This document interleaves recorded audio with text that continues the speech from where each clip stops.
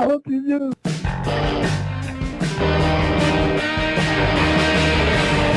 Rob Van Dam! Rob Van Dam! Rob Van Dam!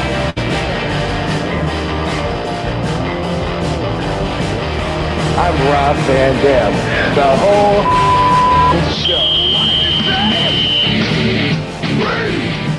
From Battle Creek, Michigan, weighing 230 pounds,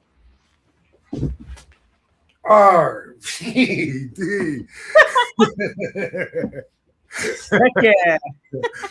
So jumping into that one and didn't have any back support. But That's it. You did a fine job. Did a fine job. yo, Ooh, hey. there's a new face in the room. Hey, Hey, joining it's us Frankie this Kazarian. week is Frankie Kazarian. What's up, guys?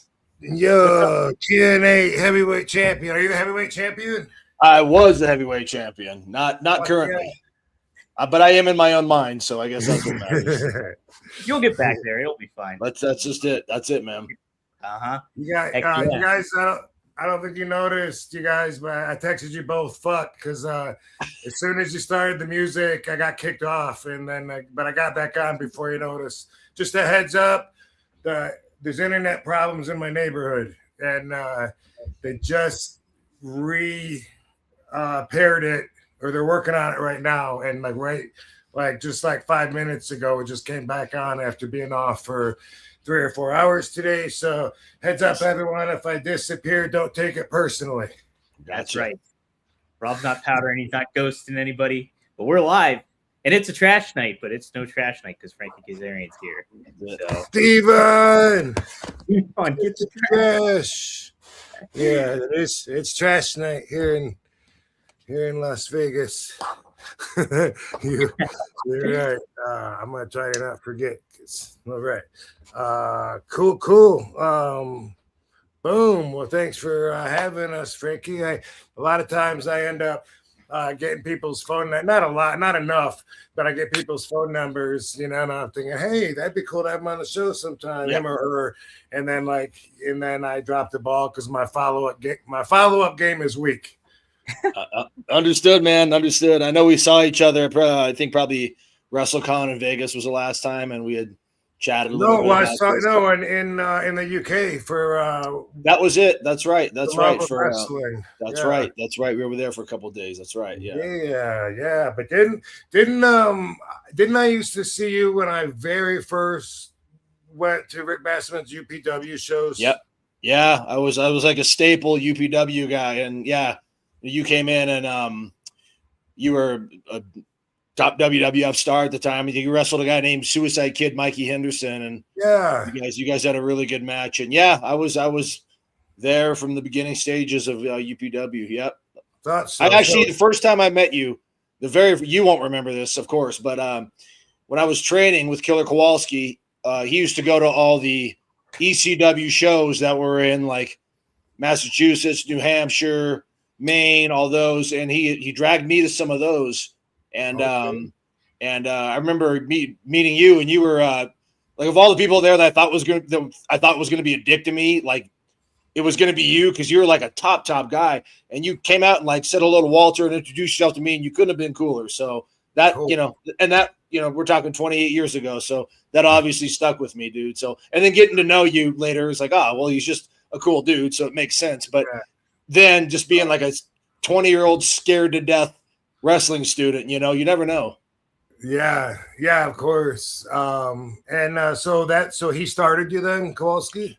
Yep, I moved out there. I traveled from here in SoCal to Malden, Massachusetts to start training, and started there with Walter in early '98, and got rolling there. Yeah, which was best thing I could have done. We probably had this conversation before. I don't remember specifically, but did I tell you that when I first had my mind made up that I wanted to be a professional wrestler, I bought my very first plane ticket, took my first trip by myself that I'd ever been on, and I went to that school in Malden, Massachusetts. Oh, wow. Yeah, yes. So to back up a little bit, Yeah. it was a wrestling magazine, and it said, "Do you have what it takes to be a pro wrestler?" And it said, "You send $5 in, they send you a list of all these schools." Yeah. So I'm Yep. writing to the addresses. I'm calling the ones with phone numbers. And Kowalski was one of the people that, talked to me himself. Couldn't have been cooler. And I'm just 18 years old. And this motherfucker, Kowalski, the legend, picks me up from the airport himself, drives me to the hotel, gets me from the hotel, takes me to the school later, then back to the hotel, and then ended up taking me to the airport all himself. And I always wondered, like, later on when he would introduce his students like yourself to me, because he did that in WWE a lot too, and he really put me over strong. Like, he'd have a bunch of students, and he'd come by and he'd say, "See this guy? This guy is the best wrestler they got." Yeah. And that really meant a lot. He would say that to me. He might have said it to everybody, but I love. No. But he definitely didn't. He definitely didn't. He had no reason to blow smoke. So if he said it, he thought it. I always wondered if he had any idea that I was that same kid, that visited way back in, let's see, that would have been 88. That would have been 88, I guess. Wow. Holy Yeah, crap. I mean, there's a chance he did, man, because I know the fact that I drove from SoCal to Malden, that impressed Walter a lot, and he always kind of took care of me. And same thing, my first day there, he picked me up at my little Roach Motel I was staying at, and really just kind of was very gentle and very caring and very cool with me when he didn't have to be. So it makes sense that he would do that, Uh-oh, Rob's frozen. I thought he was just deep in thought. I thought he was too. Well, I'm sure he'll come back. But Frankie, I think it's neat. You are kind of like the last of your kind in a lot of ways. It's like, I think you, Tommaso Ciampa, obviously Rob learned under the Sheik and stuff like that. But like, to have that kind of legacy, how gratifying is that for you, and to take the trajectory that you have over the course of your career? Yeah, it means everything. It means everything, man.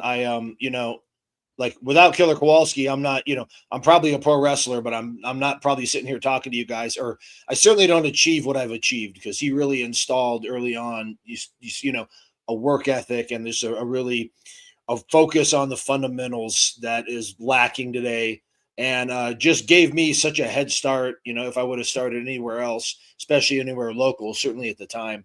I'm very, very fortunate to have, come from that kind of old school mentality, when somebody would ask you who broke you in, and, what you said next really determined how they were going to treat you, Right. Who broke you in. Kowalski, that holds a lot of weight with a lot of people. So, man, it gave me such a head start on everything, and I'm so grateful for it. What is something that you really carried with you from Kowalski that he kind of instilled in you that just still applies to today's pro wrestling that a lot of people could learn from? Well, a lot of things. The one thing he always said, which stuck with me to this day, because it's so true, especially in pro wrestling, is believe half of what you see and none of what you hear. Mm-hmm. And right.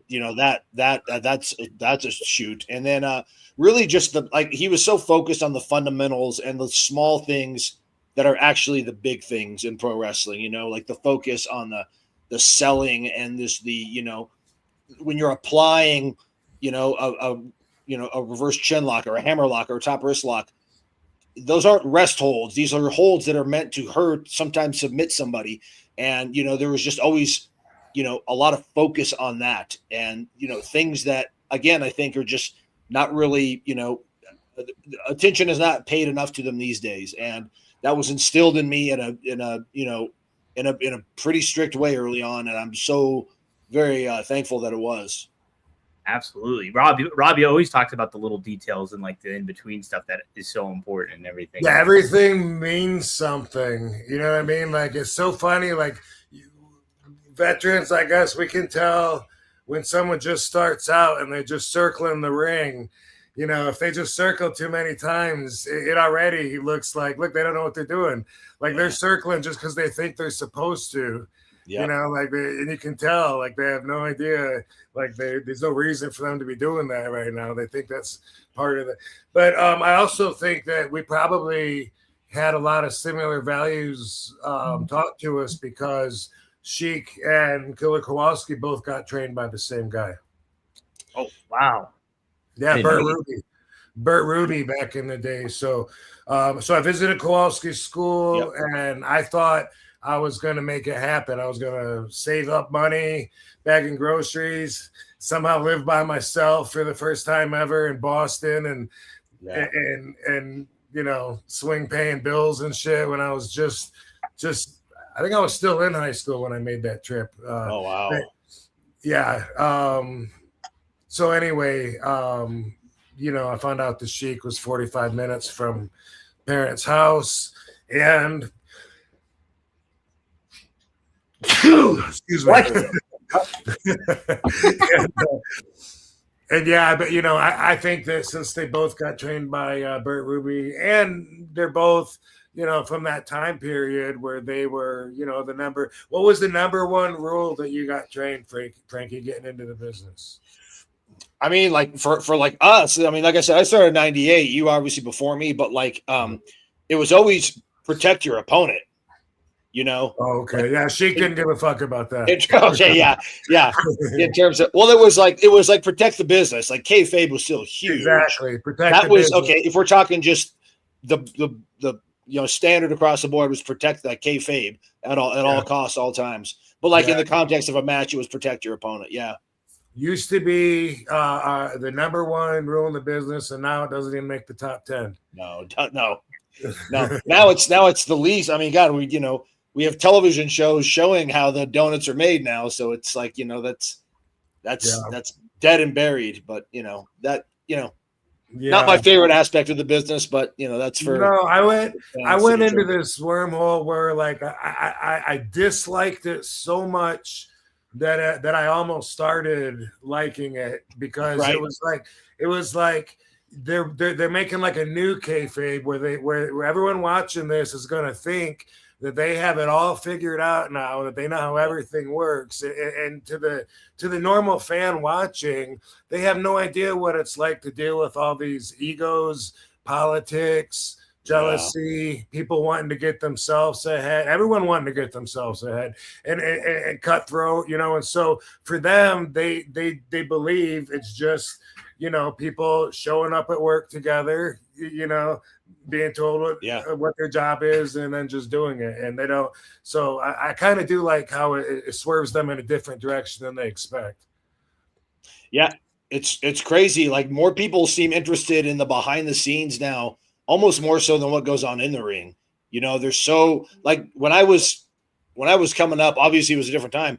I could care less. Like I just wanted to watch good wrestling matches and cool, you know, and wanted to watch, you know, my favorites and like Tito Santana and Ricky Steamboat. I just wanted, you know, I could care less, you know.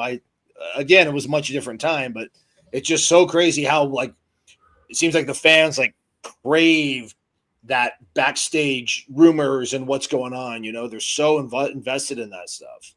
Oh man, big time too. And it's like I think looking back at like back in the 90s and even early 2000s and all that stuff, there was that distance that fans had between the wrestlers and the fans. Like nowadays, everybody's so accessible and it's attainable to like, interact with the wrestler potentially online or something like that. Whereas there's like that air of mystery, that degree of separation. And like, I think that kind of takes away a lot of the kayfabe and the allure of it too. And people are more like, ooh, what's going on behind the scenes more so than what story are they telling me in the ring or throughout week in and week out of what's going on the television program. Sure. And a lot of that, you know, that goes across the board, you know, and a lot of that has to do with, you know, the advent of social media. And, you know, I mean, you know, it would have been weird to see, you know, Elvis, for example, like tweeting out what he had for breakfast, you know, like it just, you know, he like those guys seemed like, or Michael Jackson or like any of those, you know, those major stars, like they seemed almost like aliens. They were just not even real human beings. You know, so it's just crazy now that you can, you know, your favorite actor, wrestler, TV star, chef, influencer, whatever it is, you know what they're doing every hour of every day. You know, it's so I think it's like, it's really, you know, it's created, you know, society or a system where there's not that big giant superstar like there was, because everybody feels like, you know, they know their favorite, you know, star, no matter what genre it is. It's crazy. That's a great point too. Yeah, it's across the board with everything. Yeah. There's an expression I heard a long time ago that I liked that said, accessibility is the measure of fame. And great. Yeah, a lot of times, you know, I end up arguing with agents, you know, or whoever, you know, like, hey, even Cameo, you know, like, hey, you can do like phone calls one-on-one with them. I'm like, I don't want to be that accessible. You know what I mean? I can leave the messages. That's cool.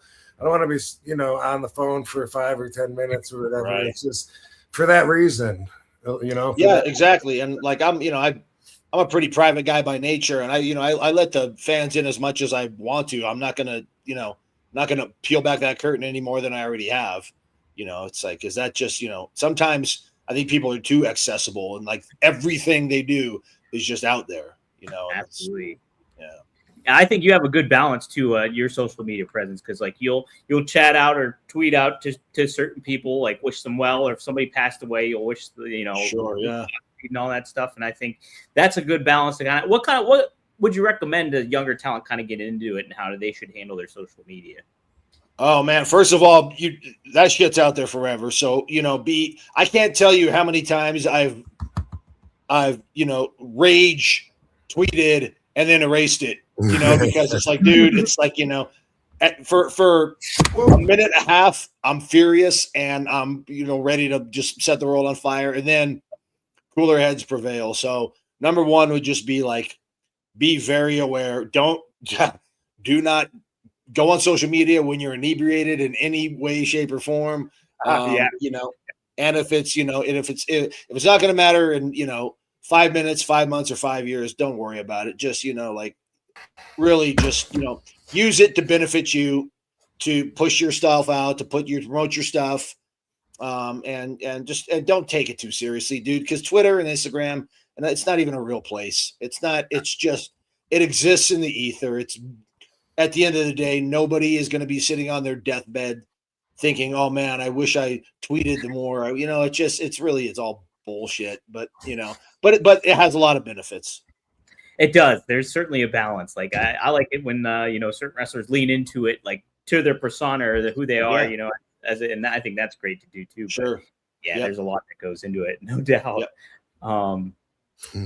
Frankie, I remember you being on Briscoe and Bradshaw, and I think you brought up something where you were in the same room. Killer Kowalski brought you in the room, and there was all these legends with them and stuff. And he brought you in there as a young guy. What can you take back that story? Do you know what I'm talking about? Yeah, I know exactly what you're talking about. It was like I was talking to Rob about Walter used to bring us to the shows, and ECW was running in Maine, and he brought me up there, and he always wanted like he would get in the ring with the guys and he would show them stuff, you know. And so he brought me in the ring, and he's like, and I remember I was in there with Lance Storm and Chris Candido, and he's showing them this weird waist lock reversal, and he wanted me to do it. And I'm like, just a couple months in, and I'm like, dude, I am so out of my element. But anyway, so I'm trying to show him the thing that Kowalski had shown me. And then later that day, they were looking at this local guy named Dave Vicious. He was a local guy from Maine, big jacked up dude with blonde hair. They wanted to see him, just see what he could do. So they put me in a match with him. And literally I'm 19 years old, 20 years old, and I'm in the ring, and around the ring there's Bam Bam Bigelow and Sabu and Rob and Jerry Lynn and the Dudleys, and there's Paul Heyman. It's just like a murderer's row. And I'm literally like trembling, like scared to death. Like I don't belong here. They're not looking at me. They're just looking at this guy. I was just there to take bumps, you know, but like just as terrified as you can be, you know, because like, dude, I was like, I wanted to go to ECW. That was like, I knew WWF and WCW, that was the big times and the goal. And eventually, but I'm like, dude, this is what I like. And these were like, you know, my heroes.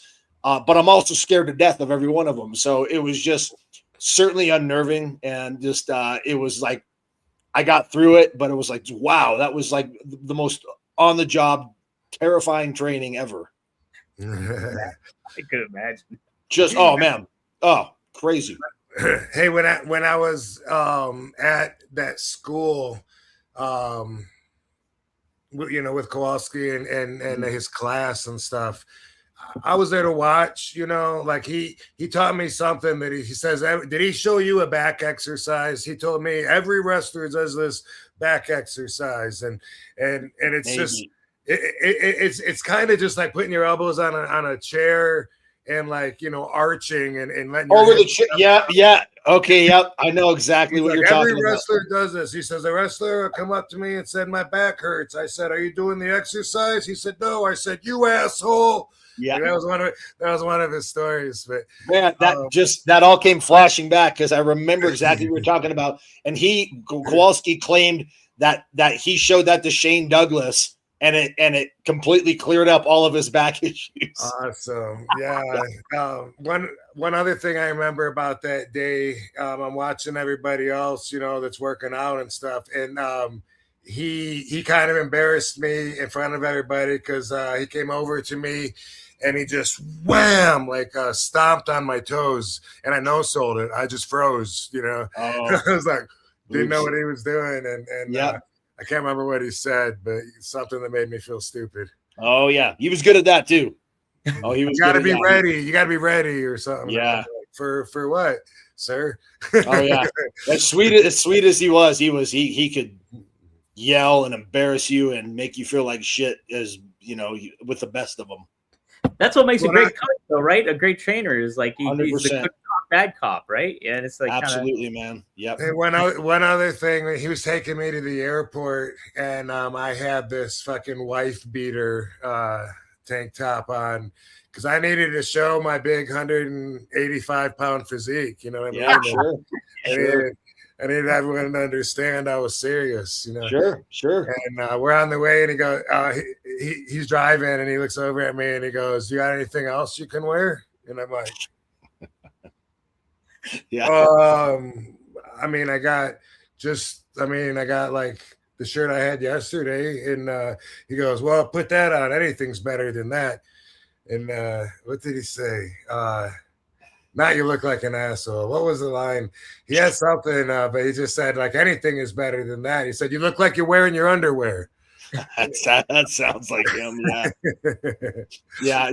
Probably just such an old school, like, why are you wearing that in public? Yeah, he said dress nice at the airport. Sheik also used to always tell us to represent the business, to always wear nice, wanted us to always wear suits and dress up and shit. And I never, really caught on to that part. Yeah, no. Yeah, he would always, like, we would go, he would take me and a couple of the guys out to eat at Kowloon's and a couple other Italian spots in Massachusetts, and he would always have like a nice collared shirt on, and always try to look the part a little bit. Was the dojo, was it still half a martial arts dojo and half a wrestling school? Yep. Yeah. Richard Byrne was the guy that he rented the dojo with. American Tang Soo Do was nice. it, and it was still that. Yep, same dojo. Yep. Nice. Yeah. Jeez. Very cool. That was they taught that at Battle Creek Kellogg Community College. That was okay. Yeah. We only had 3 places you could go to learn martial arts. It was a really pretty small town, but they did offer Tang Soo Do. That's it, man. Yeah. Whoa. Hey, what did Kowalski think of the ECW product? Because that's like definitely a different vibe for him, right? So when I was there, he was pretty tuned out to what WWF at the time was doing. I think he thought it was silly and just, probably overproduced. And I think he really liked the ECW stuff because it was gritty, and, there were guys that just looked like just tough, rugged guys, like throwback guys, guys. And then, there were brawlers, and then there was technicians and a little bit of everything. So I think Walter really, really enjoyed that, and the fact that I think, when he would go there, everyone would treat him really nice and was very respectful to him. And Paul was always nice to him. I think that stood out to Walter a lot. That's pretty awesome. Heck yeah, that's great. Yeah. Man. A wrestling historian, he gives a super chat. Thanks for the Canadian $2. He says, Mr. Van Dam, can you please wrestle Frankie in TNA? We did wrestle in TNA. In fact, there's a very famous clip. If you just if you put RVD monkey flips, the first one will come out will be a match of a clip of Rob monkey flipping me twice, and they might be the two coolest monkey flips in the history of the business because he kicked me so high and I pushed off so high. We got two really, really good ones. So YouTube that. It's a cool little watch.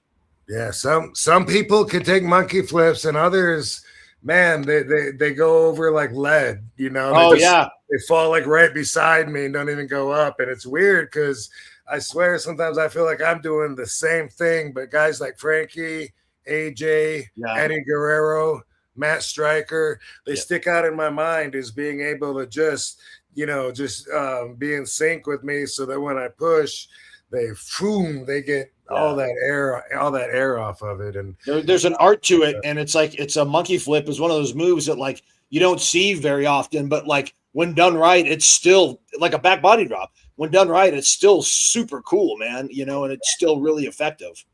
Absolutely. Yeah, that's a neat aspect of it all for sure. Yeah. I get cocky, you know, after monkey flipping someone like Frankie and then try and throw it in my next match, you know, with someone like Kevin Thorne or something. And for some reason I go, and I, you know, try and push extra hard and they just go, boom. Yeah.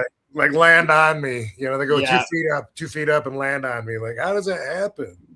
I know exactly that. I was wrestling a guy one time, and I won't mention who, but he was a smaller guy, and I, you know, was going to monkey flip and thinking he's going to get all this height and everything. And when I tell you, it was like I monkey flipped a dish rag. Just barely flopped over, like, and it was just like, oh, that sucked. Like, never again. Who's somebody, Frankie, who's somebody that you unexpectedly had good chemistry with that you were like, oh, I'm probably not going to have a good match with this guy, but it ended up going pretty well and amazing for you? Unexpectedly.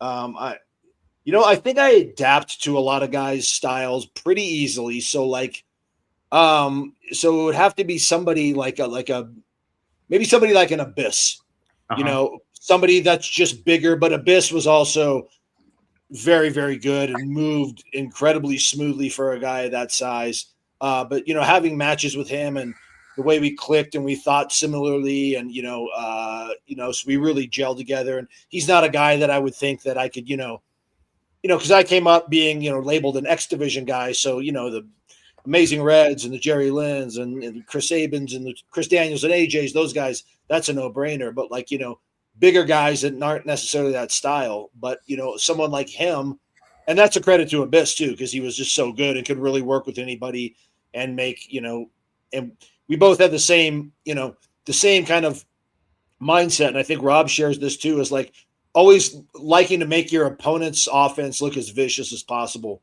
I always really tried to pride myself on taking the highest and the best bumps I could and just making their stuff, just look devastating, because there's a real art to that. And that's what we do. And I think when you got guys that think like that together, that's when you get really good matches.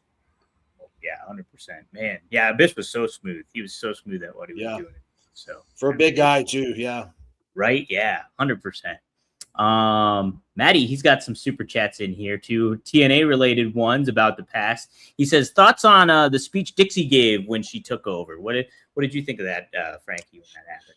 I know that's all kind of going out there right now, because we just showed that Dark Side of the Ring, and that one in particular I can remember because I wasn't on camera, because at the time I was portraying the Suicide character in The Mask.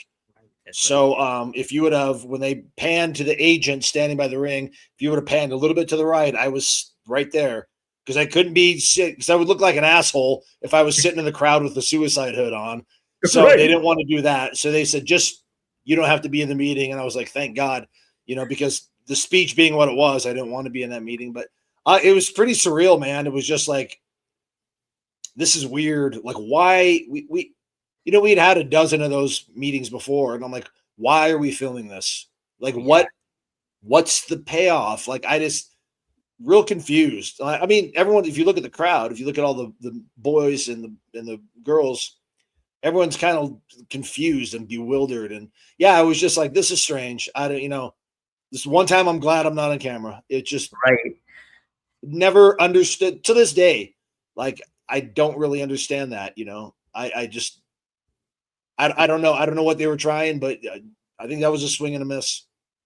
Yeah, no, it was. I remember watching that in time and being really bewildered as a fan. I was like, "Oh, what is the point of all this? It doesn't make sense to kind of even put this on television," kind of deal. Yeah, and to go back to what we were talking about earlier, like like kayfabe, and it's like I mean, like, unless you're like a super inside baseball wrestling fan, who wants to watch a talent meeting Right. with wrestlers in the office? Like, who cares?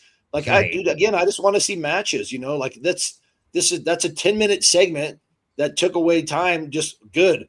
Like, like watching the president of the company talk to the talent. That just, I don't know, man. It was just a disconnect for me. Yeah. Yeah. Have you, what are your thoughts on the dark side of TNA? That's another question Maddie asks too, at the dark side of the ring. Yeah, I watched it. It's again surreal because I lived it, man. Like, I was there for pretty much every bit of that. And Right. yeah,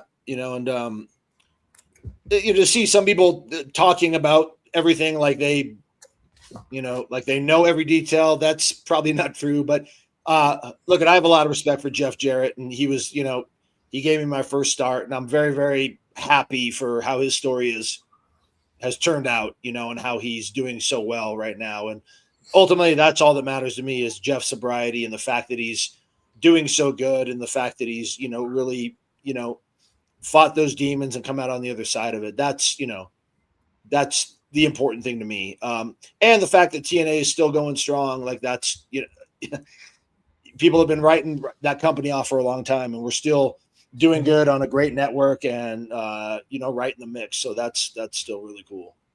Yeah, that's what's great about it too. Yeah, guys keep on going, and it's you're adjusting and adapting, and I think that's a great aspect of TNA. Yeah, man, for sure. Yeah, and as far as wrestling, Frankie and TNA, I'd love to. I think my in might have just left the office recently in a scandalous exit. So we'll see if it comes around. I'm talking about the Dreamer, Oh yeah. Hey man, that's not your dude. You're always in, man. You're Rob Van Dam, bro. You don't need an in. You just walk in the front door, bro. You don't walk in, Rob. Yeah. Yeah. They're gonna give me a blank check to fill out. Ooh. I don't know about that. Maybe a blank check, maybe with a don't go over this amount, but who knows? You never know. You never know, man. You really don't. Yeah, absolutely. Awesome. Maddie also asked this about TNA. What are your thoughts on the 6-sided ring? Did you prefer that, or are you more for the 4-side, or how kind of adapted was that for you there, Frankie? Again, I'm a traditionalist. I like 4 sides. When they switched to 6 sides, I was like, okay, cool. This is different. This will make us stand out. It was cooler, kind of different angles you could take to get to the top rope. It was stiff. It was really, really a snug ring and a stiffer bump. So I didn't miss that when we switched back. I just gotten used to it. It was fine. It didn't bother me switching back to 4 sides, but I know a lot of fans were really, really upset about it. And about switching to 4 sides? Switching back, yeah. There's a lot of fans that got really upset when we went back to that. Wow. Were they the first to have the hectagon? So I think wasn't one of the companies in Mexico doing it? I think AAA didn't AAA do AAA was doing it, yeah, because AAA was doing it probably before that, but obviously nobody in the States had seen that like on a mainstream wrestling show. So I think that was Jeff's thoughts. Like, let's, we're going to TV, let's bring something completely different. And, it worked, it's, did it make a huge difference at the end of the day? I don't think so. Like, the TNA wrestlers were going to bust their ass and put the best product on they could, regardless how many sides the ring had. But wrestling fans really kind of fell in love with it and got, pretty surly when we switched back. That's kind of surprising. Yeah. For me, I also preferred the 4-sided ring. Yeah. But I understood what TNA was trying to do by being different, and I thought the idea was cool, but I thought that when it played out in actuality, I thought that what the difference did was more negative than positive, because it was harder to recognize the product for what you know as pro wrestling, and that was really where they were trying to compete. When I went there, that was, of course, when they went live up against Monday Night Raw. Yeah. They switched to the 4-sided ring when I went there, so I never got in the 6-sided ring until Mexico with the Triple H. Yeah, but from being in it, though, I have to say it really wasn't that much different as far as like you go to run the ropes and there's ropes there. You don't have to like work around it or whatever. Right. Except maybe climbing the rope in the corner, or doing a split-legged moonsault was a little different. But besides that, I was surprised at the lack of difference. Yeah, because the angles of the ropes, and instead of like that, it's like that. So for you doing the split leg, you got to make sure your legs hit on a certain angle to get that rotation. Yeah, and you know what? The timing of when they switched it was bad because, Hogan had just come in, and the perception was that he's changing everything, and then they switched the ring, so that was just like, oh, he's taking away everything from us. So like, if they had switched it, 6 months before or 6 months after, maybe there wouldn't be so much, noise, but it was just a timing thing too. Do you think that was a big misconception at that time? Like that Hogan was wielding too much power around and all that kind of thing at that? And, because there was a balance of like younger talent in the mix with veteran talent at the time. Yeah. I mean, there's some truth to that, but it's not, there's the narrative that like Hogan and Bischoff came in and just pushed all the young guys to the side, and, we're only going to, that gets a little overblown. Like, look at Eric Bischoff, especially with me, was very, very helpful and treated me and especially Chris Daniels when we were a tag team wonderfully. And there was a lot of collaboration and stuff. And same with Hulk. Hulk was always very good to me and very helpful and, just very kind. Not everyone had that experience though. I can only judge people by how my interactions have been with them, good, bad, or indifferent. So, yes, there was obviously there was changes afoot when those two came in, and things happened that a lot of people didn't like. But I can only speak to how people treat me on a one-on-one basis, and both of those guys were very good to me. Yeah. No, I just overall I do hear mostly positive things when it comes to those guys too. But it's just like a lot of misconceptions going down. It really is.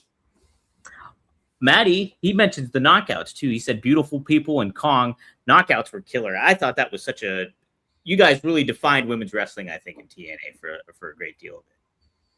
Yeah, especially at that time. This is the era of the divas and lingerie pillow fights and stuff. Right. And, we have a women's division that are actually just there having good matches and presenting a lot of different strong personalities, and really, the beginnings was the women's revolution. That started in 2007 in TNA and is still going strong. And yeah, I don't know if TNA gets the credit it deserves for really kind of being at the forefront of, what today. Now you watch any wrestling show and women are featured very strongly. So that, that all goes back to how the knockouts were presented early on.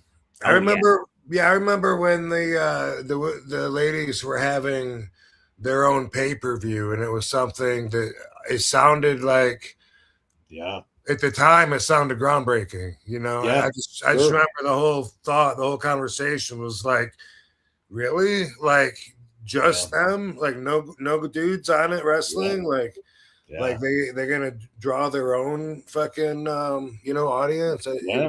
Amazing. Yeah. Because 5 years, 10 years previous to that was like not even an option, like that would have been laughed out. That would have been laughed out of the room. So, here we are, 2026, and we've now had women main event WrestleMania. So it's just to see how far the business has come and how much more forward the thinking is now. How do you feel about intergender matches? Do you have any feelings about it, or? Personally, I don't like them. Me speaking, I don't like doing them. Yeah. The occasional mixed tag match, I've done enough of those where there's ways you can make it work and, insert a little bit of ha-ha and some comedy, and there's ways to make them work and there's ways to make them entertaining. I've never done a straight up intergender match, just me against a female, simply because I don't think I'd be good at it. There's no bias. This is not a misogynistic. This has nothing to do. It's just, I would probably suck at, putting one of those together. It is what it is. I'm sure there's some that are very entertaining, but it's just a personal preference. It's not for me. Some people love it, Yeah. I'm with you on that. One thing I would say though is the some of the bumps and or chops or impacts that I've seen some of the girls take in intergender match highlights, even if it's just a little clip on Instagram or whatever. I wouldn't think that girls would be able to take those kinds of bumps and chops and shots and stuff if I didn't actually see it. So those are some tough bitches. So I get why they want to show off and show that they can take it too. Oh, absolutely. Some of it, like I'll see a clip and I feel dirty for watching it, or like uncomfortable, man. It's just I don't. It's there's something unnerving being there with her. Yeah. It's just something unnerving to seeing like a large man like just strike a woman. I don't know, man. Just it's wired in my DNA to not like be entertained by stuff. How can that be okay? How can right. Exactly. I had to call an intergender match the one time, and I was a heel on commentating too, and so I'm like, oh well, here it goes. It looks like they're taking little liberties, and it's just like I felt so weird trying. Yeah, sure. Yeah. And you know what? Everybody compares it to they'll like. You look at an Avengers movie and you got Black Widow beating up a bunch of guys, and it's like, how is that different? And it's like, yes, okay, I see your point. And how it's different is that's a production, and there's stunts and there's coordinated strikes and everything. When you're at a live wrestling show, you're seeing a man strike a woman. It's pretty different, yes, we can suspend disbelief a little bit, but that's just taken a little too far. And again, simply my opinion, Yeah, no, it's definitely preferential, but yeah, I feel the same way as well. Sure. Too. Yeah. Maddie. Oh, yep. Well, he says Sparkum about to get higher than a jazz pussy. You know it. Hey, spark him if you got him. I'm enjoying my doobie. There you go. Frankie Carrizo, he always asks the good questions here. He says instances of guys having bad ideas for your match. Is there moments where you're just like somebody pitches something, you're like, no, we're not going to do that, or that's horrible? Absolutely, dude. For me, it's a lot more like wrestling the newer, younger guys, just because they're not on the same page at all. You know what I mean? And just I'll go with what just popped into my head, and it's brother up in Canada, Mr. Channing, the first time when I went to wrestle him, he's talking about, we got tables, we got chairs. He said we got doors under the ring if you want to use it. And I'm like, doors? What the fuck? Why are there doors under the ring? Just in case you want to use them. Yeah. Why the fuck would I use a door, and why would it be under the ring? Like, I don't get it. Like, how does that make sense? What do you mean? He's like, just, instead of, it's something, if you want to like bump, we could do something with it, bump through it. I'm like, why, bro? But all the time I gotta take what he wants to do and go, make it mean more. Maybe pretty much the exact same answer, man. Especially now, it's just the guys wanting to do stuff for the sake of doing stuff. I'll have guys who say, oh yeah, for the beginning of the match, I have an idea to do this, and this. And I'm like, okay, we can do that for the beginning, that for the middle, and that for the end. Like that was I could take their whole beginning idea and space it out. And it's like, dude, we can make a whole mat. Like there's no need to so it's like Rob said, it's really like kind of putting the reins on some of these guys and just getting more out of less. You can make so much, mean more. That's the true art of what we do. So like that's, not necessarily bad ideas, almost too many ideas and, not well thought out, and just trying to, again, doing things for the sake of doing things. And if you do that too often, it all runs together and the match is going to suffer for it. And you get desensitized. The whole viewer gets desensitized about all that too. 100%, man. Yeah.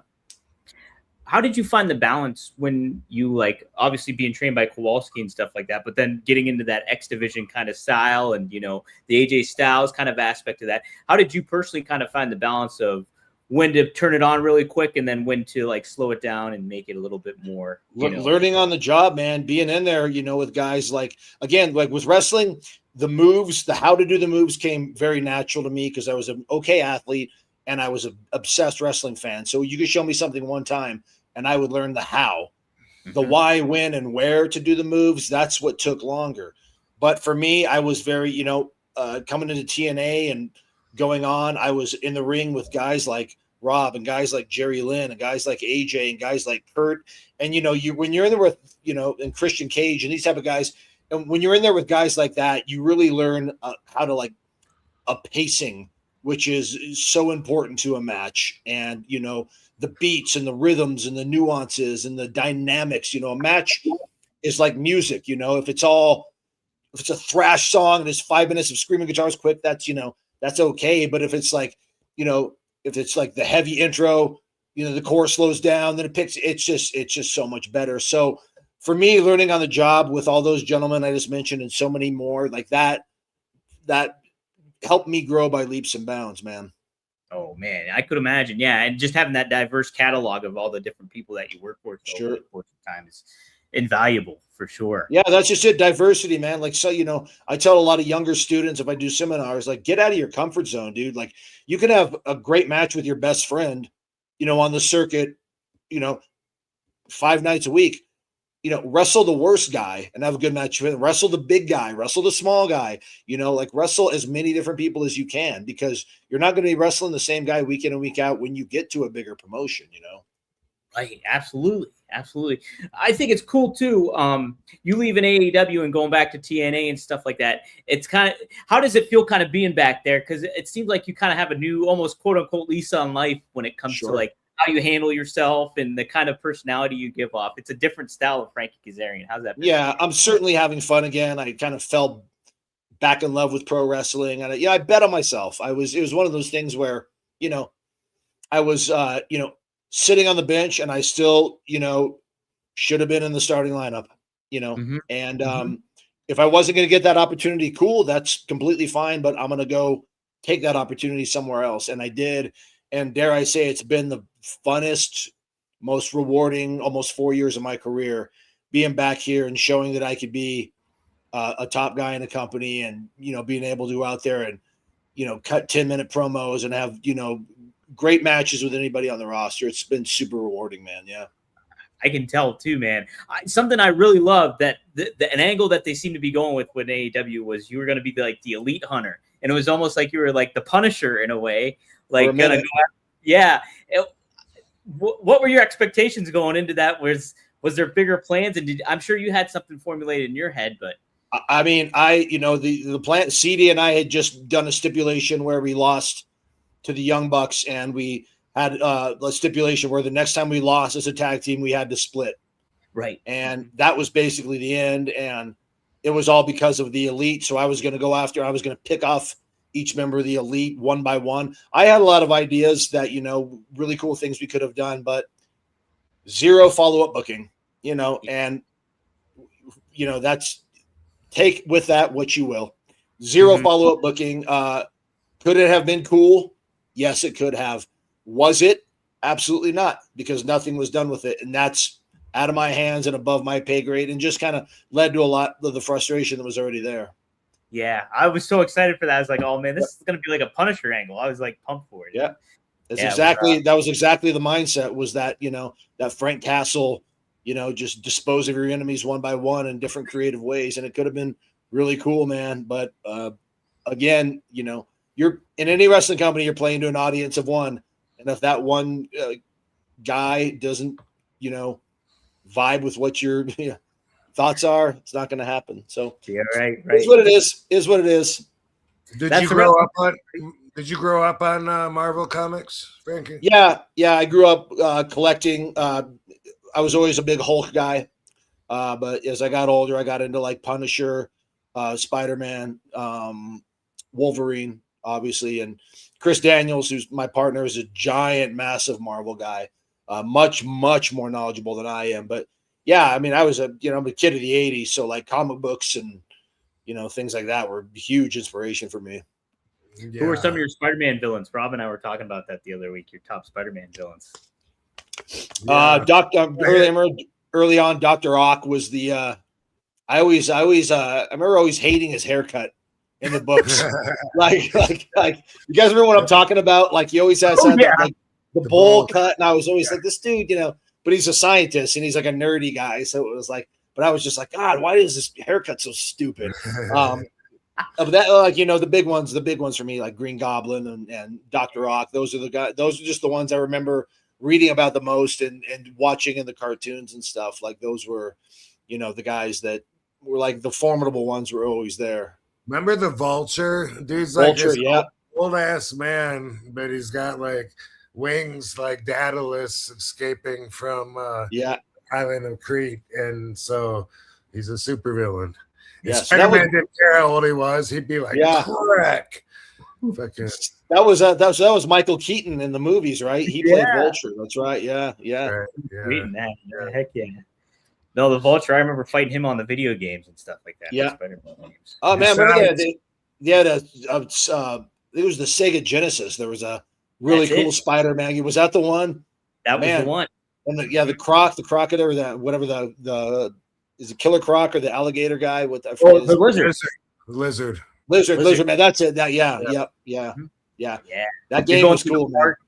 That game was sweet. Yeah, I love it. Yeah, those were on my weekly pull list. Also, besides like 5 Spider-Man titles, I also collected Hulk and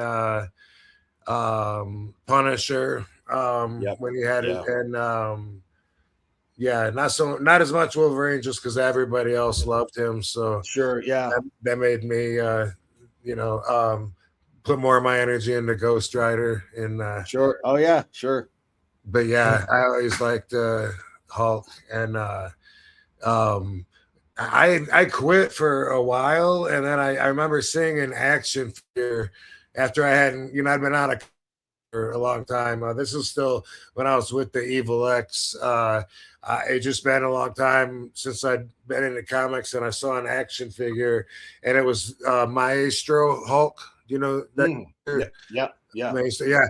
It was an action figure, and it was Incredible Hulk, and he had like a belt, and he had like the other superheroes crushed pieces of their outfits. He had Captain America's shield, Iron Man's helmet, and all this shit. Yeah. And I was just like, whoa, like I didn't know the storyline or anything. Yeah. But just that figure alone, I bought it, and it got me like back to comics.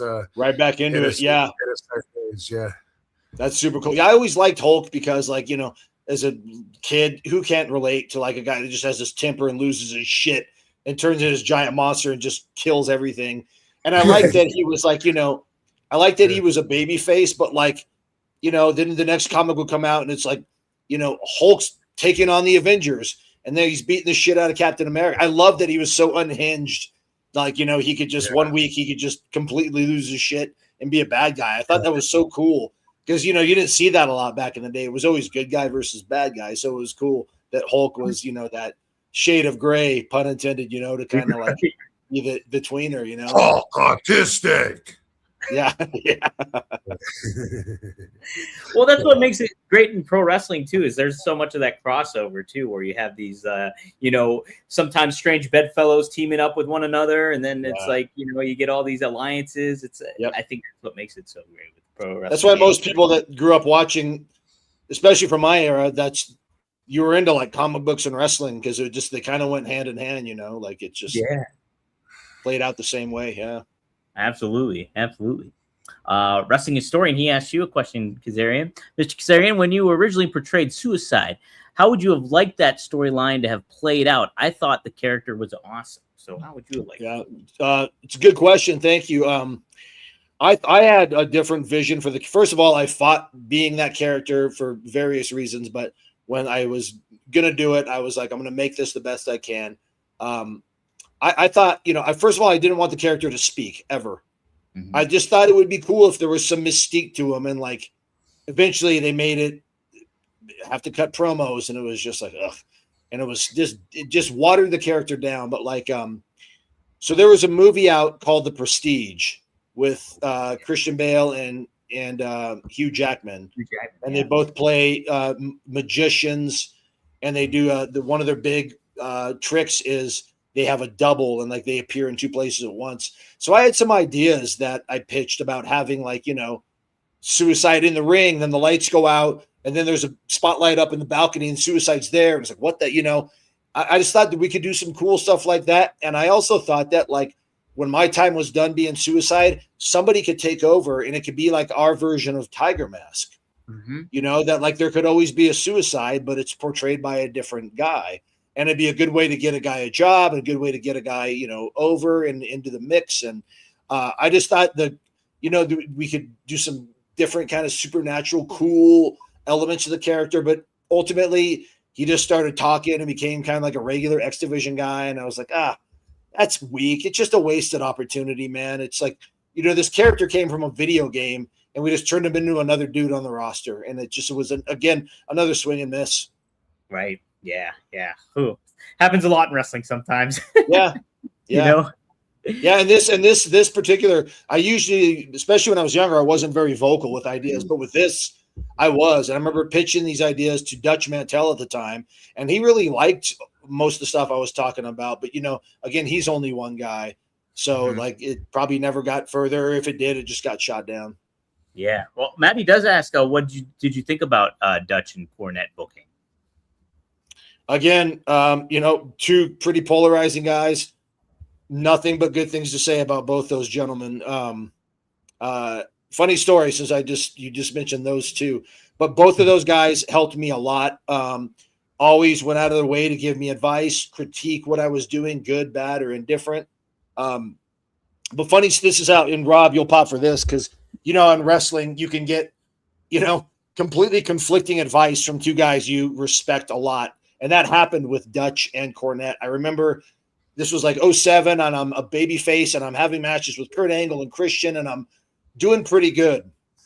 And I remember early in the day, Dutch Mantell sees me, and and he pulls me over. He goes, what I really like about you is, you wear bright colors, because at the time I was wearing bright yellow and turquoise. And he's like, more baby faces need to do that. You wear bright colors and you stand out. You look good. I said, thank you, sir. Thank you. That same day, Jim Cornette pulls me aside, and he's like, I get it. You're a baby face and all that, but, do you have to wear such bright shit? Like, you could show some edge, maybe wear some dark stuff, like, but he was saying it, as a critique, as a, it wasn't like, exactly. But it was just funny how in the same day, those two guys who were both like brilliant wrestling minds, and both guys I respect a lot, giving me completely different advice. It was just really fun. And so it's funny that you mentioned those two, but I always got along with both with great guys. Both were very good to me, very helpful to me. And I really, really respected both those guys. And, I'm thankful they were there, especially in my, formative years, still really learning how to be a television wrestler and how to get over. Both those guys helped me a lot. Oh man, yeah, what great minds for the business in general too. Yeah. Both of them. Yeah. Rob, did you interact with Dutch at all? No, not really. I mean, I worked with him a little bit, just especially like when he managed Swagger and Cesaro. But no, I don't. He was never like my agent or anything like that. Oh, okay. Okay. That I knew about, not that I Yeah. interacted with anyway. Yeah. Yeah, he was probably, by the time you were there, really, he was probably done agenting, I think, by the time you got there and were. Yeah. Yeah. Okay. Yeah, I was curious if you ever crossed paths, especially in TNA. I kind of forgot. Maddie has a joke. What do you call a hippie's wife? Mrs. Hippie? Mississippi? Nice. I'll allow it. That's good. I'll allow it. Let it go, Maddie. He says, how cool is 2026 with so many places to work for versus 2000? Yeah, I bet that's got to be refreshing too, Frankie. I mean, I tell young wrestlers all the time, don't take that for granted, dude, because the options out there are so plentiful, and that wasn't always the case. Rob can probably speak to this better than I can because he's, kind of the generation right before me, and there's fewer opportunities for him, and I was always, I was still considered an undersized guy, and it was still the land of giants. So it was like, you needed to look a certain way to even get looked at. Nowadays, there's a lot of wrestling out there. So I tell people to take advantage of that and, don't take that for granted at all. Yeah. Oh, man. Totally. Yeah. Yeah. When I went to WWE in 2001, it was the only option if I wanted to continue being a TV wrestler in the United States. Yeah. Sure. Yep. That was it, man. Yep. Yeah. Now there's a lot more, there's not just one, there's a lot more. So Frankie, forgive me. Were you at the very inception of TNA or did you come a little bit later on? So my very first show, I started a week before the 1 year anniversary of TNA. So I started in June of 2003. Okay. So I started in year one and was like a regular since then. So yes. Okay. So yeah. Yeah. You're an original, I would say. Yeah, right. Yeah. That's right. That's an original. I started in year one, technically. Yeah, so I think you're good. I think you're good in that. TNA OG. Yep. Yep. Hey, Maddie. Yep. I see that you missed a question up there. I was looking at the chat room and somebody, who the fuck was it? I should have. I see it. Jeff Meacham. Ah, there he is. Well, there's that, but even That one. someone wanted to ask about Dixie Carter's speech when she took over. Oh, we took it. You checked out for a second. Yeah. Yeah. That was an internet thing. Okay, well, that's cool. I really don't remember that much about it. I didn't have anything to add to it. I was just looking at the chat room, and there's a question also.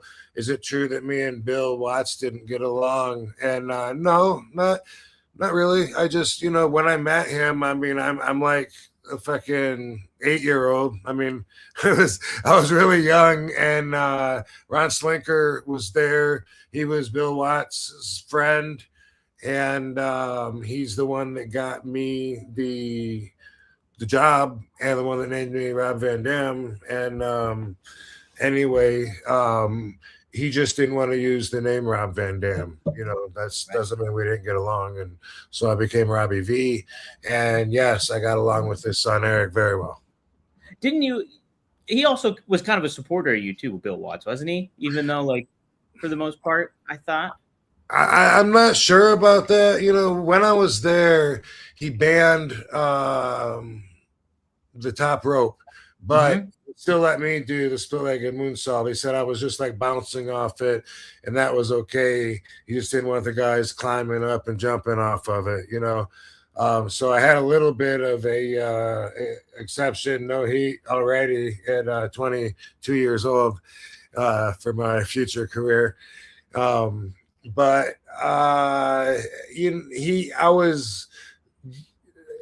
could say this: I was winning matches.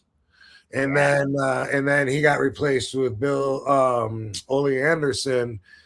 I went to Japan, came back. Ole Anderson is sitting in Bill Watts' seat, and then I'm not winning matches anymore. So if you look at it that way, then I guess he must have thought highly of me. Yes. Frankie, didn't you? I think I remember hearing a story too. Didn't you cross paths with Lou Thez when you were with Kowalski?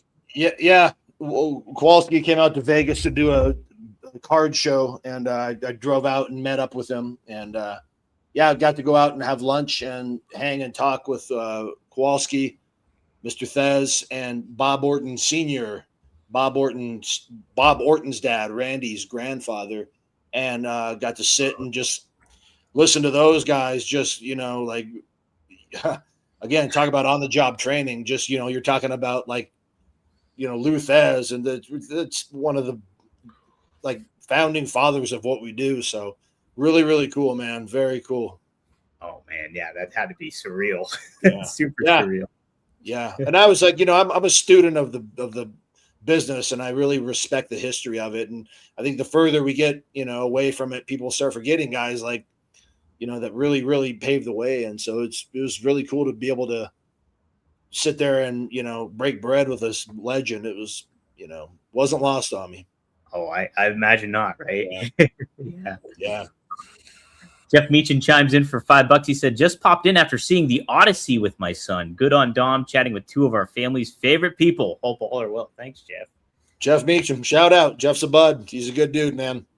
He is a good dude. What up, Jeff? I hope you mean The Odyssey, the third book of the Homer's trilogy that portrayed the trip home of Odysseus or Ulysses. Same guy. Mm-hmm. 10 years to get home from the Trojan War. Great story. Yep. I didn't know if there was a new movie of it or whatever, but it's supposed to be just a giant blockbuster. Obviously, just came out. Came out today. Today, and it's it's getting good reviews. I'm actually seeing it on Saturday. So it's supposed to be massive. It's probably, I'm guessing that's like a 3-hour plus one, right? That's got to be. It's like 3 hours. It's like 3 hours. Christopher Nolan directs it and stuff. So yeah. No, that's definitely worth checking out. I'm definitely gonna look into that. Rob, I was actually gonna ask you about it since you're such a Greek mythology fan and stuff. Yep, I'm a Greek geek. Greek geek.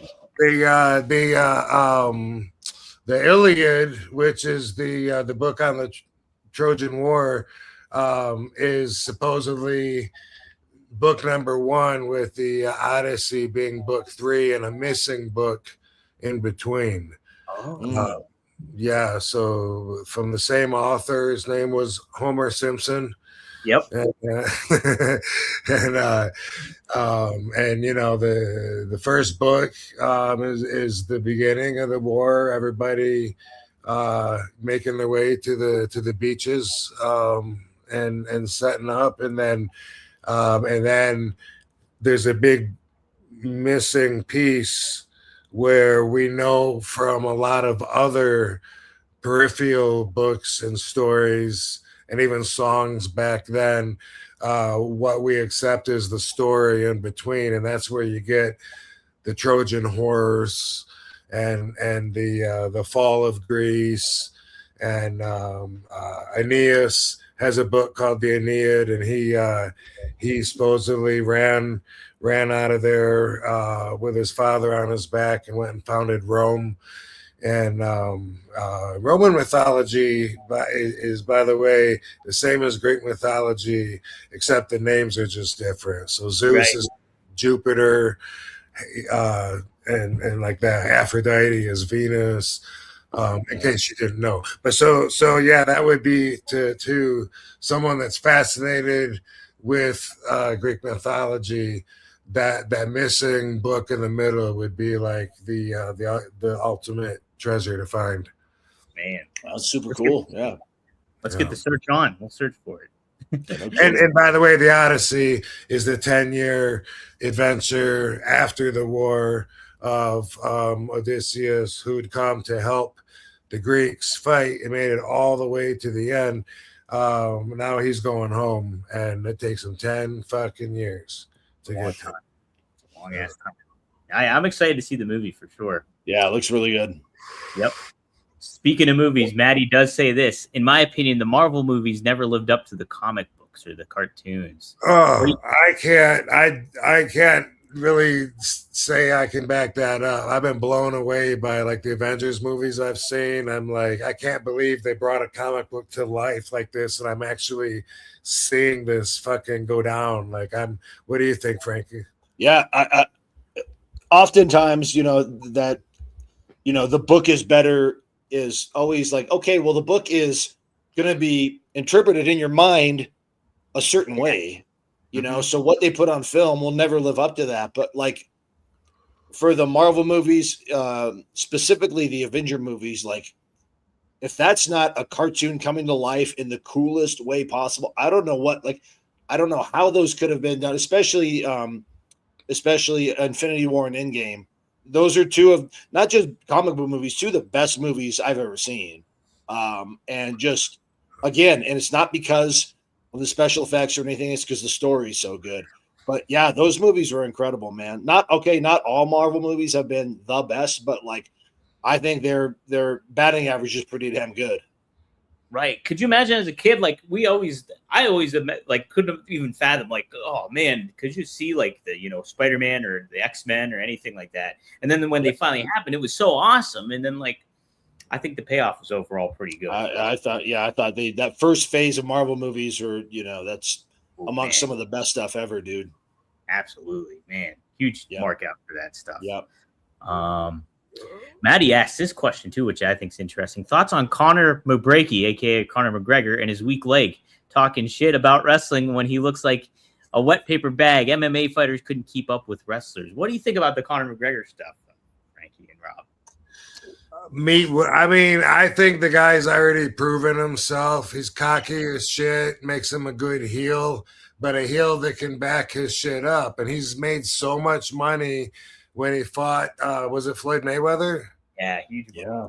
They made so much money, and he's such a fucking draw every time he steps in. So I think, what happened, I saw him practicing that kick before. Did you see that? Like there was footage of him practicing that same kick right before the fight, and then he went and tried to do it off the bat and fucked up. Maybe that's why he was practicing, and maybe his knee was feeling weak. But either way, like when something like that happens, I can never jump on the bandwagon and say, man, he's a pussy, he's fragile, because really it's amazing that we all don't get hurt a lot more. It's very physical and could happen anytime. Like when I thought I was indestructible until I cracked my ankle, or I can't remember if it was my foot or ankle, but that match with Rhino when I had to give up the TV belt, and it was just doing a baseball slide.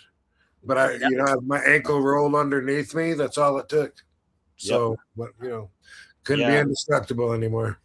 Yeah. Look, I like Conor McGregor's in the business of Conor McGregor, man, and he's going to promote himself and say the most outlandish thing because that's him. So like, I take anything he says with a grain of salt. He's a character, he's Conor McGregor, the man, but he's also a personality, and he's got such a big personality. Like none of that stuff ever bothers me. I don't, and again, I'm sure he probably is devastated. A lot of people thought he was hurt before the match. I don't know, but like, anyone that's a competitor, if you get hurt that early on, it's going to crush you. So yeah, I have no ill will, and I don't care enough that, to defend an entire industry because of what one man says. Right. I know how difficult pro wrestling is, and I certainly have a respect for every guy that steps into the octagon too. So like, I would personally never speak like that, but I'm not Conor McGregor, man. Right? Yeah, it's different entities too. It's just like a whole different kind of realm to be in. Yeah, for sure. Frankie, $5. Thank you. He says, who are some guys who could safely do the riskiest moves? And then he says, any stories of wrestling against guys who were stars in the 80s? Okay, so that's interesting ones. Who could safely do riskiest moves? For me, I mean, my default is AJ Styles because the guy was just such a freak athlete and so good at, just making everything look so effortless. Like some of the stuff he does was just dangerous, but he just pulled it off just with such poise and grace, like shit, Rob, I'll put you in that same category, dude. Not just because you're here, but like, I mean, like for everyone, like Rob's a pretty big dude, and he does some incredibly athletic stuff, and it's not easy, but he makes it look easy. So guys like that, guys like, smaller guys like Amazing Red, they, and Low Key and those guys, they did some incredible stuff too. So yeah. And as far as wrestling guys from the 80s, I mean, dude, I was fortunate enough that I got to wrestle the Bushwhackers, and they were screaming at me the entire match, calling spots, yelling at me, just everything's on the fly, just yeah. And I got to wrestle Honky Tonk Man early on, and look, dude, for me it was a thrill. I was a kid that grew up in the 80s, and I'm, seemingly watching these guys 1 minute and the next minute I'm wrestling them. So anytime I got the opportunity to, wrestle one of those gentlemen, I always really enjoyed it. I could imagine, right? Man, yeah, hitting those guys in the 80s. Rob, how about you? What's some what wrestlers could do the safest moves risky, or riskiest moves the safest? So yeah, the two guys that make the top of my short quick answer list is Rey Mysterio. Nice. And also Sabu. Yeah. Yeah, I don't really have to elaborate, but as far as wrestlers who were stars in the 80s, I mean, I think I probably wrestled pretty much all of them, or most of them. I didn't wrestle well, let's go with who I did instead of who I didn't. I'll just Greg the Hammer Valentine. I wrestled him a lot when I was just like 2-3 years in the business, learning a lot from him, wrestling him a lot of times, and listening to him. Manny Fernandez, Pistol Pez Watley, if you guys know who that is. Yep. Watley. Yes. Marty Jannetty, even though he doesn't remember the match in Aruba. No, I think we were tag partners though. So that doesn't, I don't think that counts. Let's see. One Man Gang. Oh yeah, that's true too. Bam Bam Bigelow. Yeah. I'll go ahead and end my list there, but a lot though. Yeah, I believe it. Hey, Frankie, are you good for one more question or anything? You got? Sure. We do one more. Yep. Okay, cool. Let's do this one here. ASOS, thank you for the $5. He says, Frankie, any good memories or stories with Booker T? What did you think of his TNA run? Booker was I was in Booker's first match in TNA. It was, he first came in, and it was him and myself tagging against Bobby Roode and Christian. So I was there at the very beginning, kind of just thrown into the mix. Book was always good to me, man. Again, a guy that, for me at the time, just being in the ring with him raised my stock, showing that I could be on that same playing field and hang with a guy like Booker. And I always look at, I thought he was hilarious backstage. And I thought he was, super talented, and just really another guy that did stuff. Book's a big dude, like big muscular guy, and he's super athletic, like doing stuff that like a cruiser, like working almost like a cruiserweight, but like being 6'4", 250 or whatever Book was. And yeah, he just, again, always, there to like give you a bit of advice or, constructive criticism. And Book's always cool, man. He's always a dude to this day. If I see him, I really, enjoy catching up with him and talking and reminiscing. Heck yeah. He's a down-to-earth dude. Definitely Yeah, for man. that. No doubt. Rob's got some great stories too, I know. So. Oh, yeah. Well, cool, Frankie. Is there anything you want to plug? I know TNA's coming up. I know you guys got a show coming up in Philly that weekend of July 30th and 31st and all that stuff. Yep. So. Yep. We're going to be back in Philly. Going to be back live, which is cool. We haven't been live in a few weeks, so we're going to be live in Philly on the 30th. Really? Huh? Yep. That's it, man. That's it. I know. Really? That's it. Almost writes itself, man. Yeah. So we're doing that. We got Lockdown coming back in Chicago, and Impact on every Thursday night. and we're really, really hitting our stride and putting on some great shows. So be sure to check us out. 100%, 100%. Well, thanks, Frankie, for joining us. Yeah, this was great. Appreciate you, Frankie. Yeah, What's that? I just said appreciate you, Frankie. Yep. Yeah, man. Thanks, dude. Good to catch up with you, and great to chat with you guys. Appreciate you having me on. Great to chat with you. Are you going to be at WrestleCon in Minneapolis? Not in Minneapolis. I will not be at that one, no. But Okay. yeah, but I'm sure I'll pass across hopefully sooner rather than later. Yeah, awesome. Thanks, dude. Metallica for life. Thanks, guys. Appreciate you. Yeah. See you, dude. Have a good one, man. Thank you. You too. Thank you. All right, Rob. That was awesome. Hell yeah. We got a couple more super chats. Did he say he had to go, or you just pushed him out the door? No, I saw him look off screen for a second, so I was like, oh, maybe he's got to go or something. So Oh. yeah. So Because I don't think we've ever had it. oh no, Rob.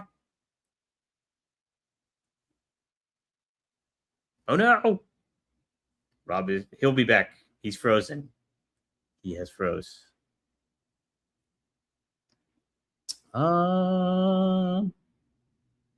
Let's see. Seeing what I can read for the super chats here in the. Oh man, I don't remember this one. Maddie says thoughts on the famous New Jack bombs away throw.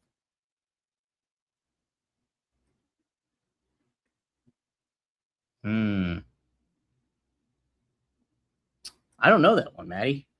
I don't know that one. World Superior for thou. Do you mean Benoit? Here, the Rabid Wolverine? Here, Rob will probably be back in a second. Those dang internet issues. He's got that weird internet happening.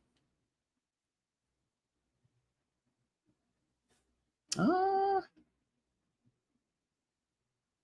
shit. I meant to ask that one, too. Sorry, Maddie, I missed that one. Thoughts when TNA and NXT getting across paths. I thought that was a cool merge, though, for a little bit, you know, when that all happened.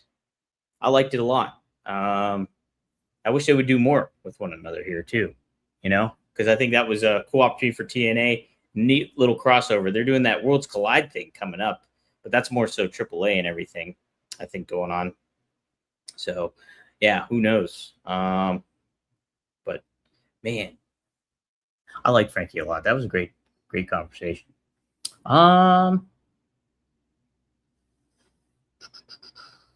Oh, we'll have to get Rob when he gets back here. There he is. He's back. Boom, we lost you. Yeah, that's it. Each time it kicks me off, it's only for maybe a minute, and it lets me back. So, yeah, fucking. They're working on my internet in the neighborhood, so it's been like this all day, and we're realizing how much we really use the internet, especially with Alexa.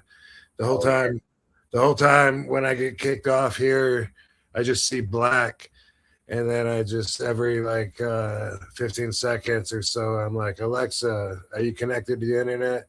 Sorry, there's a problem. Right. Alexa, are you connected to the internet? And then, when she says, yes, I am, then get right back on.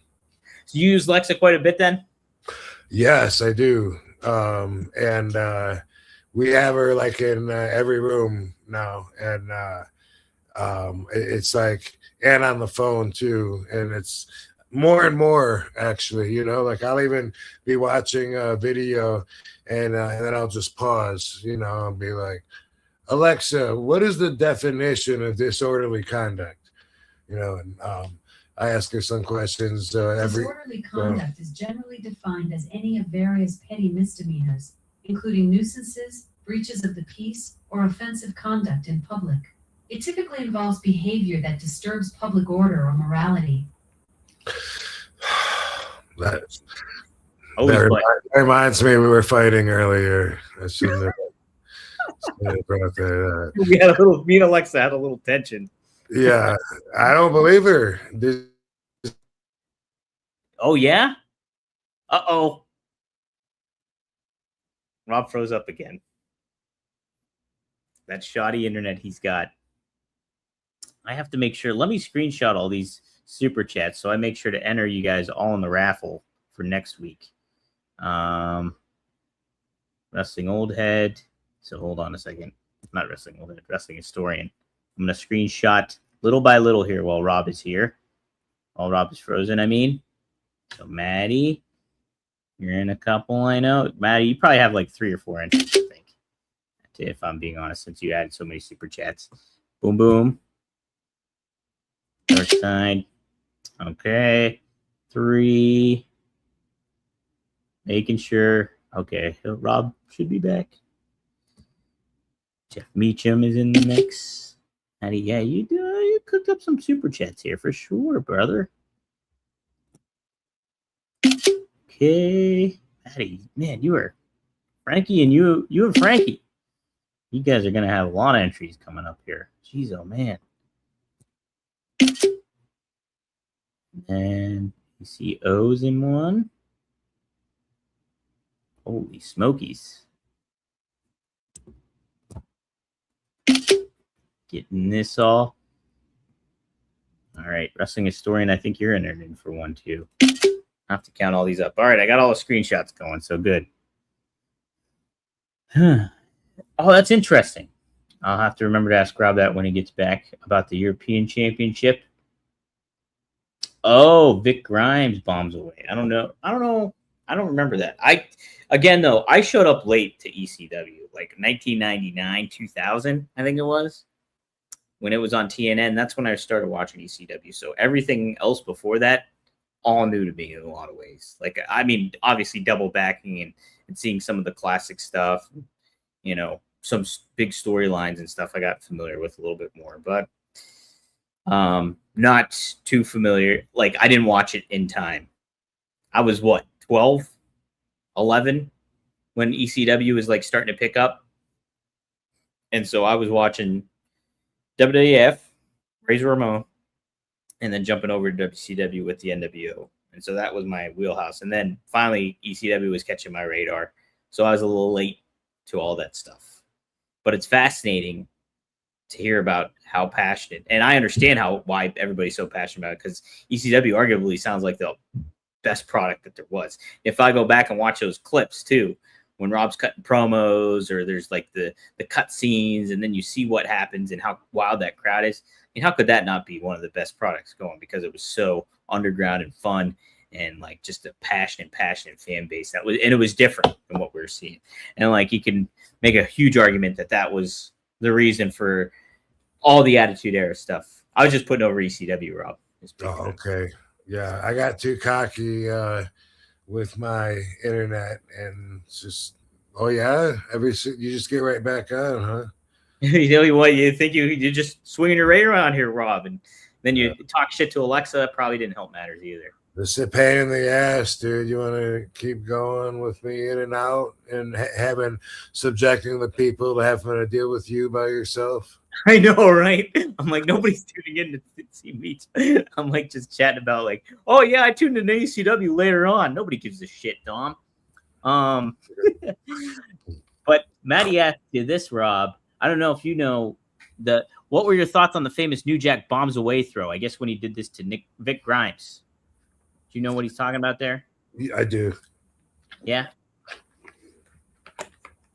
My thoughts on it were I thought that it was careless, dangerous, possibly intentionally harmful, and I had the perspective of being a competitor there, you know, so when it happened, you know, I was very much, you know, like you know, hey, fuck everyone else and their style, you know what I mean? Like, I'm, you know, this is the right way to do it, the way I do it. Just like a lot of people are, except really magnified because I was a pro wrestler, and but I had that perspective, so I already didn't like those kind of matches that I wouldn't do. I just didn't like them because I wasn't a mark and I wasn't going to do those matches. So I was just, not about that. You know what I mean? But it was a receipt, I guess, from what I understand, that Vic did something to him. I've seen it on video enough to feel like there is a good chance that it was intentional. Someone could have got really hurt bad on that one. So I wasn't a big fan of it. Yeah, nowadays I would probably feel the same, except for I'd feel a little bit more like it really wasn't any of my business, which is probably how I felt back then too. I mean, I don't remember ever talking about it. I definitely didn't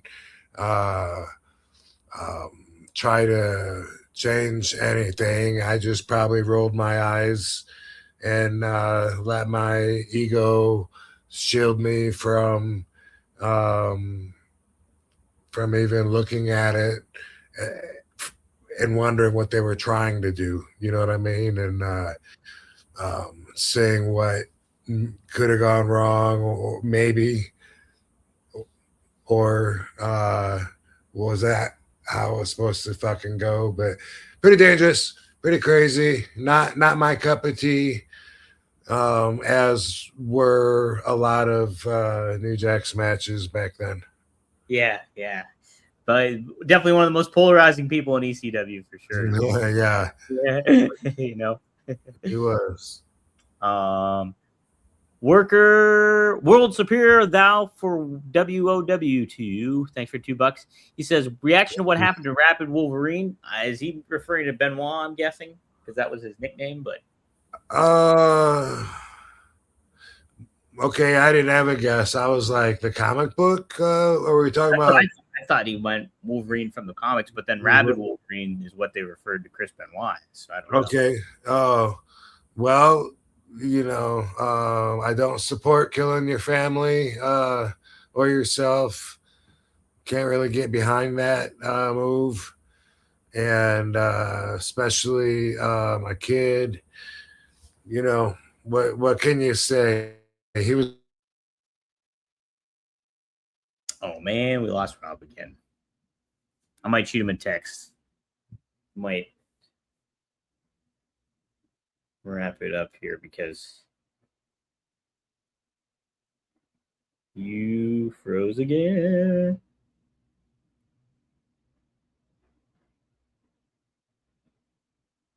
Dang internet.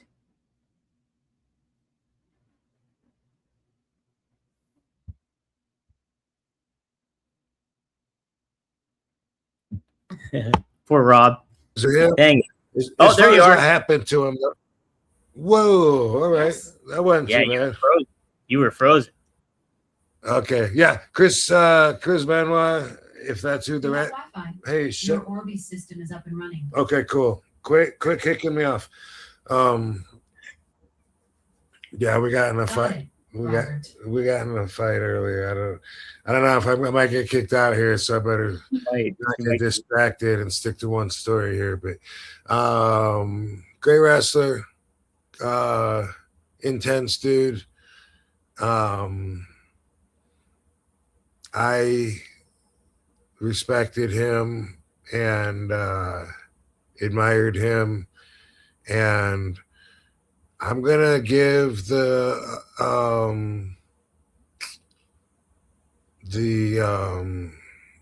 CTE a lot more credit than a lot of people will. I hear a lot of people when they're interviewed say, well, other people had CTE and they didn't kill their family. That really doesn't mean anything. You know what I mean? Yeah. That's like, well, a lot of people got drunk and drove home and made it home. How come, then why are you mad at this guy for trying it, and you get the point. I don't know. I think you do. Anyway, anyway, everybody reacts different to everything. That's like saying, that like, well, my grandma had Alzheimer's, but she never fucking um, got lost in her own house. How come your grandma did? Like, that doesn't make sense. They both just had Alzheimer's, right? Wouldn't they be the exact fucking same? No. When someone does have Alzheimer's, which is very similar to CTE, the victim of it, person experiencing it, becomes very unlike their normal self, and it's really, from what I understand, it's a really painful thing to go through. And I did have, I wasn't around it a lot, but I do remember my mom's mom on that side. The last time I saw her, she didn't know who I was. Same thing with my dad's mom, as a matter of fact. When they were a certain age, last time I saw them, in the old folks' home, whatever it was, both of them, I remember that they didn't know who I was. And that kind of hurt because you have a relationship with them.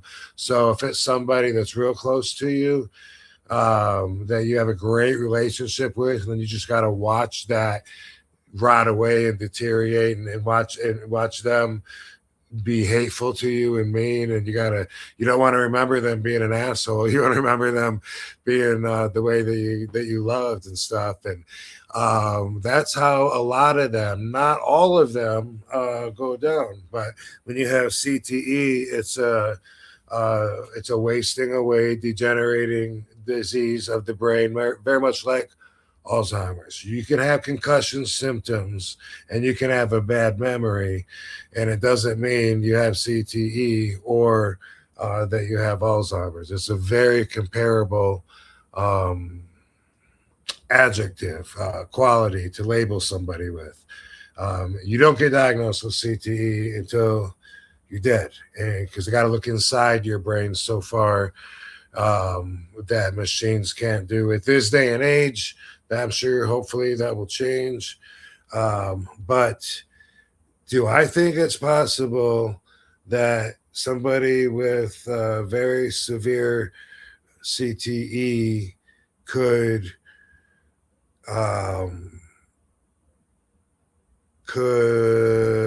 do what he did?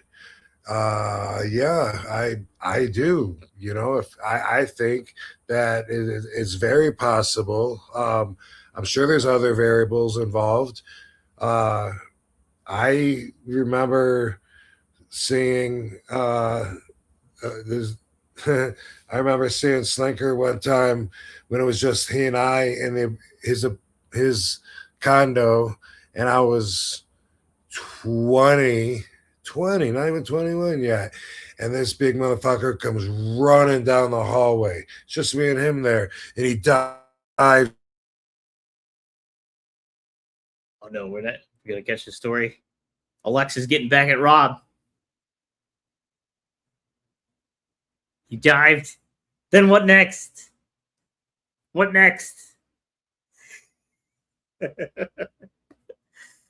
Gosh darn Cox Internet. He's got. I was waiting. Matcha64. He asked Rob, "What music were you listening to in ECW?" Rob isn't a music fan, so he probably wasn't listening to too much, to be honest. Maybe what was playing in Sabu's Winnebago. I think Sabu was a big Metallica fan and stuff like that. But if Rob comes back, I'll be sure to ask him. Either way, what I will do, I know a wrestling historian just asked this question. I'll screenshot this for Rob in case he doesn't come back, and we will close out the show. Rob Van Dam is on the McDonald's Wi-Fi. Yes, indeed. He's just got internet issues tonight. But man, for the most part, it was pretty good, considering. I thought we might not even had a show. We were even talking about delaying the show till tomorrow and stuff like that. But thankfully, it went through, and Frankie was great. I love Frankie. He was such a great guest. Man, such a like this show's called One of a Kind because of Rob, but what a one of a kind wrestler and talent Frankie is too, because it's like he's been everywhere. He got trained by Killer Kowalski, and like he's just had just a very, very impressive career for himself. There we go. Rob's back. Hey. Hey. Anyway, motherfucker thought he was in Vietnam and that people were chasing him. And I thought he was going to attack me. He looked at me like he didn't know who the fuck I was. So do I think somebody that's got these fucking plaque tau proteins sitting on their brain disrupting who knows what, not just messages, common sense, perception, whatever is being disrupted, and it's wasting away. And anyway, that's what I think about the Rabid Wolverine is that if he didn't have CTE, I don't think there's any way that he was going to be a fucking Tommy Karate Patera. Right. You should play Tommy Karate Patera. He looks a lot more like him than the Pete SNL dude. Oh, Benoit looked more like I could see that for sure. Yeah, because Pete Davidson, when I saw like a picture of Tommy, I was like, that looks nothing like Pete Davidson looks nothing like him. Chris looks a lot like look at the cover of the Butcher. The book that that's the Philip Carlo book. Yeah. I tell you what, Tommy Karate does not like Philip Carlo. Right. He does not like Philip Carlo. Yeah. And if you guys go ahead. Yeah, it's that's how we get our history, is from just secondhand, unless we experience it. That's the best firsthand. We get taught in school, this is the way it went down, and then you learn a lot of it. That's not even the way it went down. We didn't really get taught that we were the heels a lot of times, when we were, as white people, so many times, and not really the spin they put on it, but that's just an example. But Philip Carlo wrote the book. Everybody that thinks they know anything about the Iceman, Philip Carlo is definitely full of shit. And he wrote the book on the Butcher, on Philip Carlo, and on Anthony Gaspard Casso. 3 books and that's what we consider history and know them by. But in real life, he says the Iceman, either the Iceman or Philip Carlo. Well, Philip Carlo's one that wrote it. So he says that Iceman killed Jimmy Hoffa, Paul Castellano, John Gotti's neighbors, John Favara,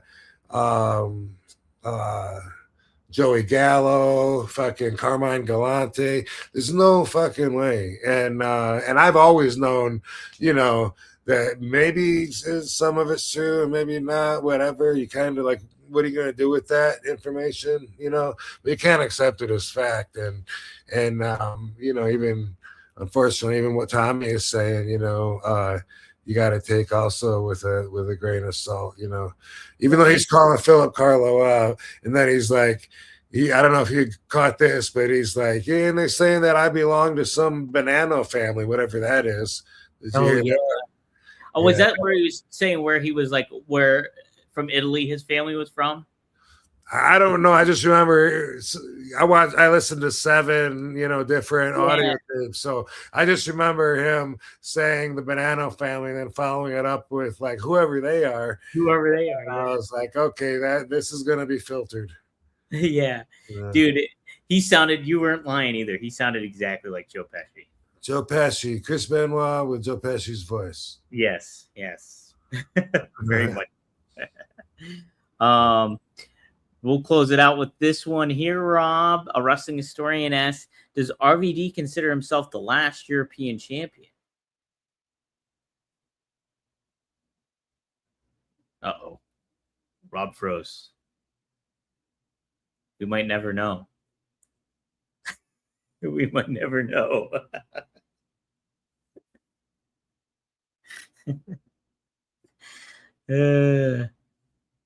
Did he?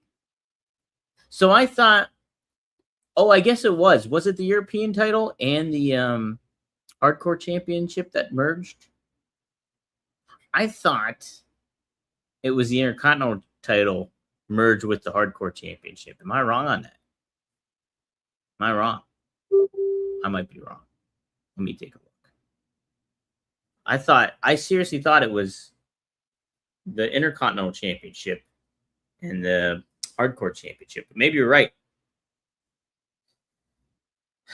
I don't know. Or am I misthinking all of this? Hardcore Championship. Ship European.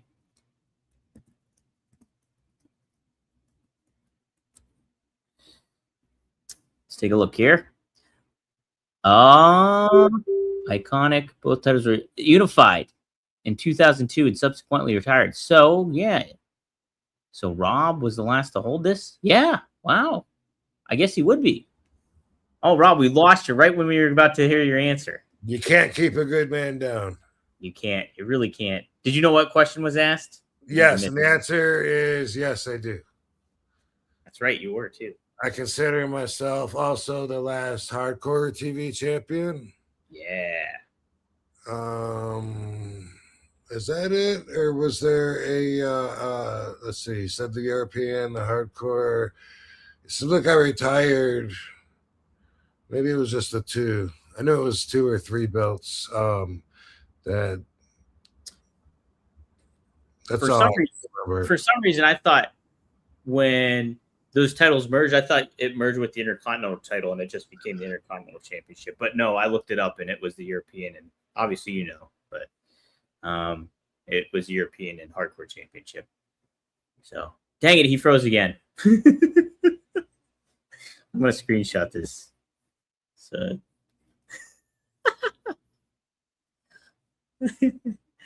there it goes.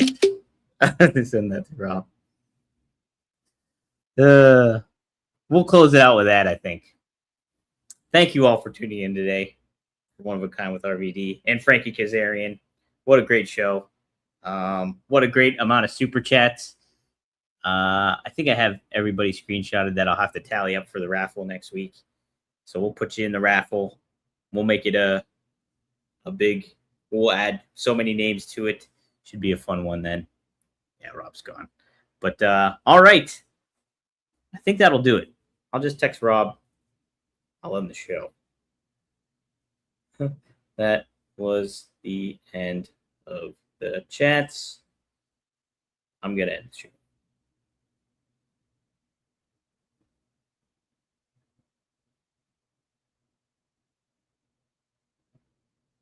That's too funny. See if he comes back real quick. But in the meantime, if you haven't yet, check out the episode with Fonzie. We went live earlier this week. Me and Fonzie went on Wednesday. It was great to be back with Fonzie. We caught up. He tells some great stories, as he always does, and some really fun insight. Talk about Too Cold Scorpio and a lot of different really cool stuff about ECW and him being the referee starting off and working with all those guys and stuff like that. And so really fun. Fonzie's like the Kevin Bacon of pro wrestling, I think. So, all right, that'll do it, everybody. Thank you all for tuning in. If you're not subscribed, go to rvdtv.com and hit subscribe. Like, share, get the word out. And we'll see you next time here on One of a Kind with who? Oh, with Rob Van Dam. Yeah. Once his internet gets back.